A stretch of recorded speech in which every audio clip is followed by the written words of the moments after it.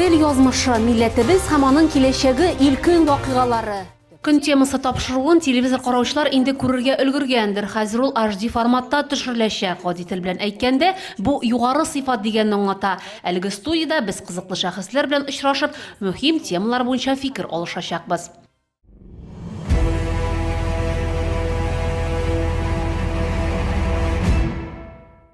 Ачлы туклы яшәү, якыннарыңны югалту кайгысы, әмма якты киләчәккә ышанычларын югалтмаган баһадирлар, сугыш геройлары тапшыруы шулар турында.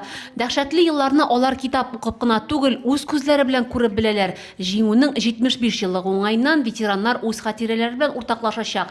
Түбән Кама җәмәгать эшлеклеләре дә алар алдында баш ия, рәхмәт сүзләре әйтеп, шигырь укыйлар. Илгә килгән бәла минем өчен синең чәчләреңнән башланды. Күз алдында куе көлтә кебек толымнарыңны кисеп ташладың.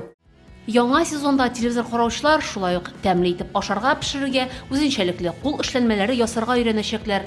4 аяклы дусларга багышланган тапшыру да шәһәрдәшләрне битараф калдырмас. Ул урамда калган эт-песиләр тормышын яктыртуга багышлана. Программа һәр пәнҗешәмбе 18 сәгать 10 минутта эфирга чыга.